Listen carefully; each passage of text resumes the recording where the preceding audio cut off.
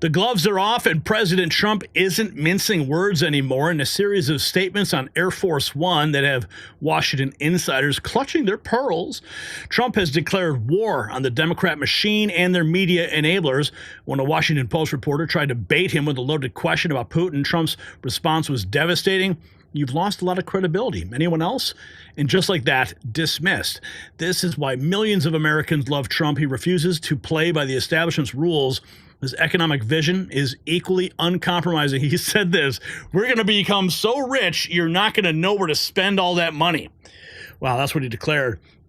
Through strategic tariffs and trade negotiations, he plans to reclaim the wealth that feckless politicians have given away for decades.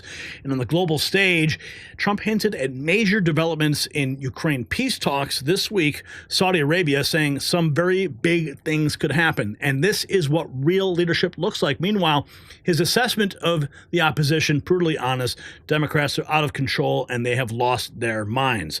So while Trump is fighting to make America rich again, you can fight aging with breakthrough collagen science. Just as President Trump is declaring war on economic policies that have weakened America, this multi-collagen formula declares war on wrinkles and sagging skin. A 2024 study shows collagen dramatically improves skin elasticity and hydration, real results that you can see. Like Trump's tariff strategy, reclaiming America's wealth, this formula reclaims your youthful appearance with 5 premium collagen types that absorb faster for maximum benefits. While Trump makes America rich again, make your skin rich with essential proteins at healthwithgary.com, link down below. And now it's 51% off. And we thank our sponsors for making this channel great again. Okay, so we've got some inside stuff. This is stuff you'll never see anywhere else. We have the exclusive on this because we get the inside details directly from the White House. So it was a big show yesterday when President Trump was departing Mar-a-Lago. It was 5:10. He went to Palm Beach International, and the pool didn't spot him. The streets were lined with supporters and protesters. The energy off the charts. So here is what we learned. Air Force One arrived 5:16. Crowds gathered. One group held "Keep Our President Safe" sign. Another group, anti-Trump agitators, waved shame and lies and traitor because, well, the divide is real. 5:18, Trump boarded Air Force One, waved to the press, took the short steps due to ongoing airport construction. And, of course, taking the short steps, the left-wing media is going to tell you that he can't navigate the stairs. Well, no, the only person who couldn't navigate the stairs was Joe Biden. Then Elon Musk followed behind him. Yes, that Elon Musk on Air Force One. 5:30, Air Force One wheels up. Major names on board: Elon Musk, Susie Wiles, Chris LaCivita, Press Secretary Caroline Leavitt. Not just a flight, it's a power summit at 40,000 feet. And here's a fun tidbit. You're not going to hear this anywhere. The press pool on board was promised lobster tacos during the flight. No expense spared. In the Trump era, Joint Base Andrews next. Make sure you follow us on Next News Network on X for more White House updates. We're credentialed, we're on the ground, and breaking news as it happens. And then President Trump landing in Washington, dropping bombshells on tariffs after a high-stakes weekend in Mar-a-Lago. Trump touches down at Joint Base Andrews, 7:20 p.m., but what he said has the world buzzing. Trump spoke to the press for 10 minutes on board Air Force One, laying out his next moves on tariffs, Russia, Ukraine, and more. Elon Musk was with him. We're looking at a lot of things with big meetings coming up in Saudi Arabia. We'll see if we can get something. Trump hitting back at Biden-era policies, slamming the disastrous trade deals that gutted American industry. He said, "I think tariffs are going to be the greatest thing we've ever done as a country. It's going to make our country rich again." Now, this is a big thread. You can see it all. And, of course, it's on our X account. Trump back at the White House last night, 7:48 p.m., Marine One touching down on the South Lawn. Trump stepping off alone, waving to the press, said nothing. Musk followed, also silent. Something big is brewing.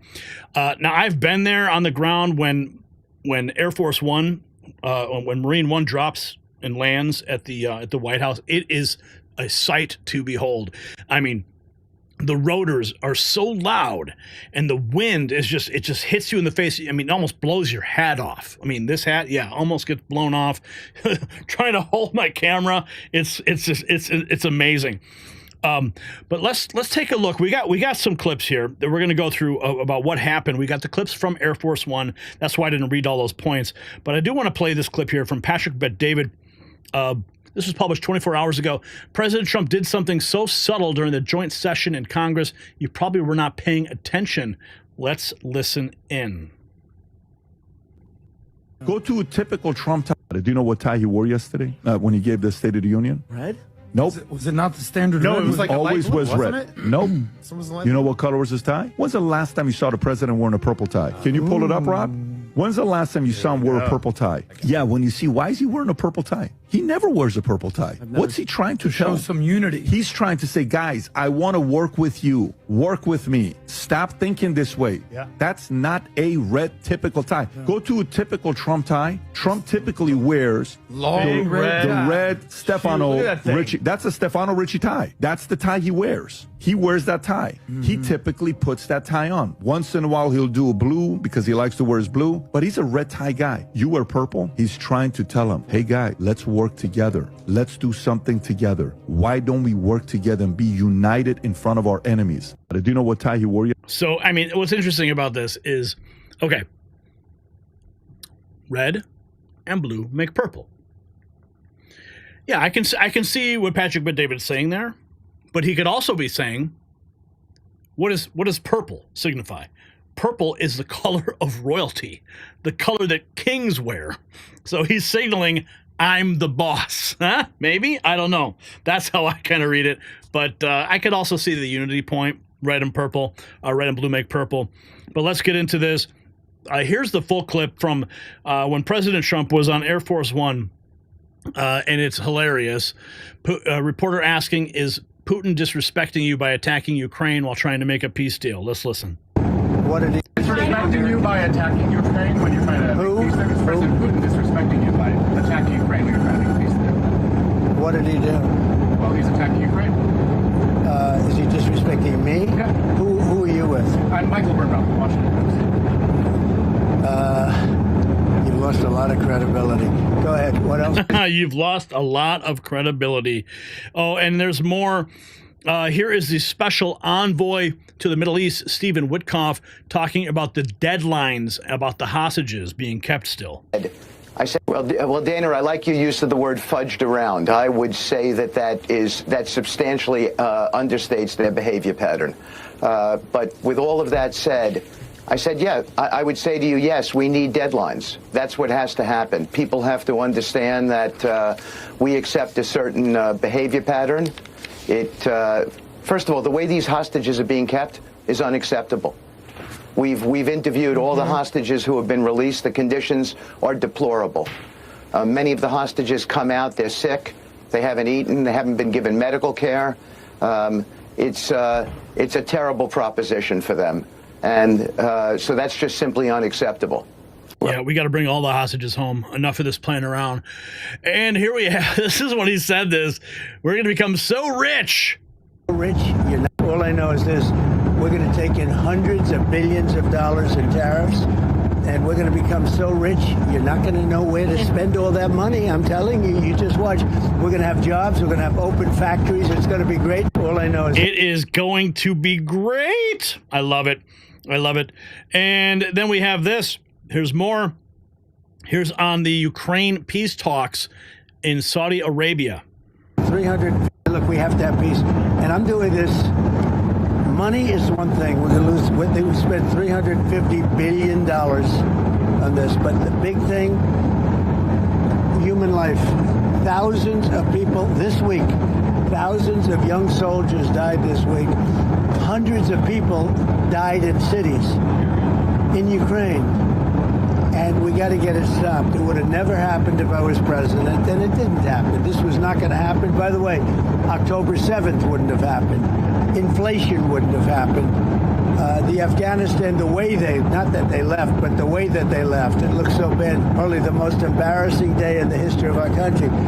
That wouldn't have happened. A lot of things wouldn't have happened, but it is what it is. I think we're going to have a good time. I think we're going to have a good result in Saudi Arabia, meaning they're hosting the various talks. And we have a lot of good people going out there. And I think Ukraine's going to do well. And I think Russia's going to do well. I think some very big things could happen this week. I hope so. Look. Big thing is going to happen this week. We're all looking forward to it.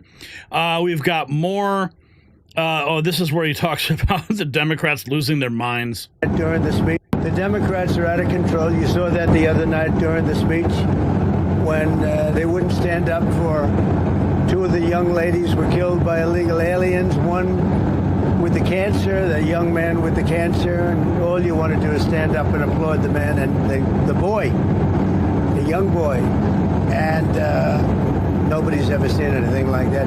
They're out of control. They've lost their minds. The Democrats are out of control. You saw that. Completely out of control. There is more. Let's check in with the tariffs. This is what he had to say. Done as a country. I think the tariffs are going to be the greatest thing we've ever done as a country. It's going to make our country rich again. We have many companies, as you know, auto companies are opening up plants now. We've had 4 or 5 announced already, but many more are coming. And we're basically going to take back the money, a lot of the money that we've given away over many decades. We've lost our jobs, we've lost our factories.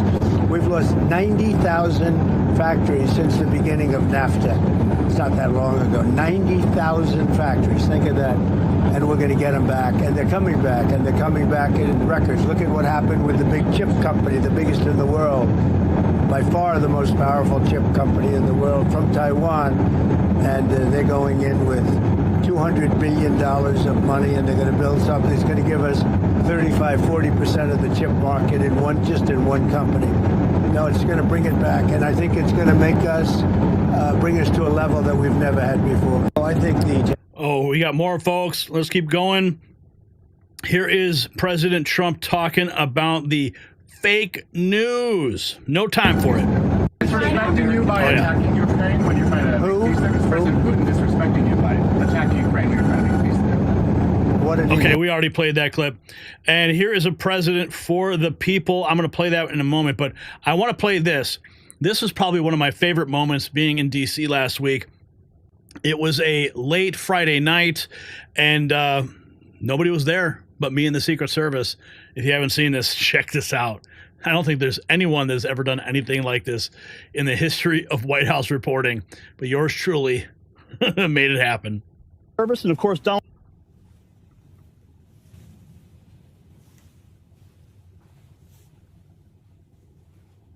What's up? It's your boy Gary coming at you live from the White House grounds. The press room is empty. Everyone's gone home. Now hold on to your hats, folks. I'm out here walking the grounds. It's dark. Just you and me and the Secret Service, and of course Donald Trump, but he's actually at Mar-a-Lago right now. It's Friday, it's March 7th, and I've got some inside dirt that'll make your head spin. This place has been a pressure cooker all day, and I'm peeling back the curtain just for you. So let's start with the big one. Today, President Trump's crypto summit just wrapped inside these walls. Now I'm talking Trump front and center with his crypto czar David Sachs and a pack of CEOs who look like they've been mainlining Red Bull since the election. I was practically close enough to smell the ink on the deals. America's going all in on crypto, folks. Bitcoin, Ethereum, the whole digital shebang. They're saying we're going to own this game, and the markets are already popping. Bitcoin is up 5% this week after a brutal slide, and we're on these grounds. It's all because Trump is swinging the big stick today. But hold up, here's the real bombshell. I just got wind straight from the shadows of this place. DHS Secretary Kristi Noem, the pit bull of Homeland Security, has dropped a nuke this afternoon. She caught 2 leakers red-handed inside her own department, spilling ICE raid secrets like it's a gossip column. I'm talking sensitive stuff, exposing operations, tipping off the bad guys. But she's not playing. She's hauling these clowns up for prosecution, saying they're going to face 10 years in federal prison. Yes, quote, "We will find the leakers. They will face prison. We will get justice." That's the line echoing through these halls right now. And of course, the deep state is quaking. Trump's crew is cleaning house, and I'm standing right where it's happening. So let's zoom out. For the week, it's been a wild ride. Monday, whispers of the tariff showdown. Trump's got Canada and Mexico on the ropes with a 25% threat set to hit unless they cave. Trudeau's up there. He's bawling about it. But I saw the smirk on the faces around here. Deal or no deal, it's America first, baby. Then, Wednesday, word leaked out. Thousands of USDA workers getting rehired after the purge. Yeah, it's messy, but it's Trump's mess. He's owning it. He'll clean it up just fine. Don't worry. And don't sleep on this crypto reserve chatter. I overheard Bitcoin, Solana, XRP locked up like Fort Knox. Wall Street's freaking. The crypto kids are high-fiving. The Fed's probably drafting their resignation letters. Meanwhile, the Dems are still lost in TikTok land. And out here, I'm watching the future unfolding in real time at the White House. So here's the deal. Straight from the White House grass, Trump's turning this joint into a crypto casino. Noam is hunting leakers like it's open season, and the old rules are toast. This week's been a preview. Next week's going to be a blockbuster. So stick with your boy Gary right here. I got my ear to the ground, and the scoop you won't get anywhere else. I'll catch you soon from the White House. Oh, man. Okay, so some inside stuff about what happened when I filmed that. Okay, I'm going to show you some stuff here, so pay attention, okay? Here I spin around, I spin around, I spin around. And right there, you see that door right behind my head? Okay, so after I filmed this, you're going to see something. I went back in to dismantle my gear, and a Secret Service uniformed officer came out, totally spooked me, because it was totally quiet. I was like not expecting anyone to be there, and I jumped. And he goes, "Oh, did I scare you?" I'm like, "Yeah, I didn't think anyone was going to be here." And then he said, "You're working late," and I said, "Yeah, I am." I said, "You know, I don't often have the opportunity to be here, so I'm taking advantage of every chance I get." And he said, "I would certainly too." And that was really cool. Nice guy. We small talked for a minute. But what's funny is, like, okay, so I didn't even realize he was walking behind me during this shoot. But if we scroll forward a little bit, look behind me. I'm going to mute this, and you can see the Secret Service agent right behind me. Watch. You'll see him. Keep your eye. He's just over. It would be my right shoulder. Okay. But I mean, it was the coolest thing. Like, I walked in, you know, I put my gave him my pass, walked in, went through Secret Service, and then you know, walked right into the press room, put my gear together, and then shot this for you guys. Of course, this was on Friday. This was Friday night, before I came home. Now keep watching. I think you see him. Let's see. Maybe he shows up. Oh, I think he's right there, a little bit. Right. I think you see him. Wait, where is he? He's in the shot. I know he's in the shot. Where is he? He's walking up. Hang on.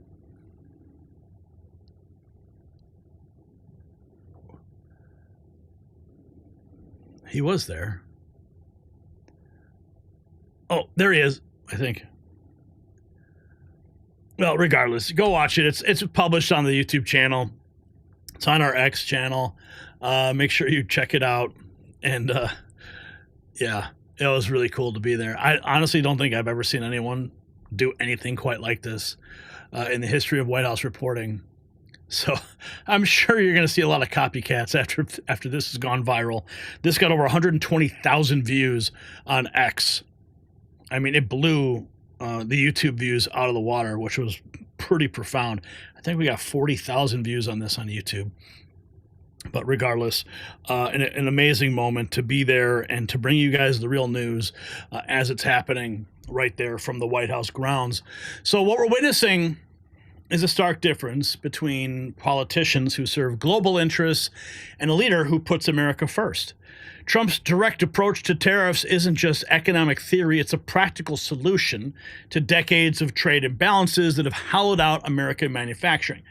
We're basically going to take back the money we've given away over many decades. That's what he explained. Think about that, reclaiming American wealth that was surrendered by politicians who never faced consequences for their failures.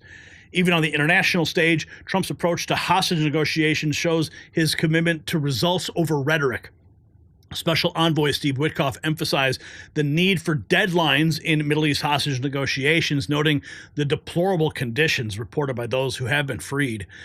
And this is the Trump doctrine in action: clear objectives, firm deadlines, and unwavering resolve. So here's the question for our viewers tonight. Why has the establishment fought so desperately against Trump's America First policies when they actually benefit ordinary citizens, right? I mean, it's so obvious. Share your thoughts in the comments and show your support for real America with our exclusive Next News collection at the merch shop, link down below, shop.nextnewsnetwork.com.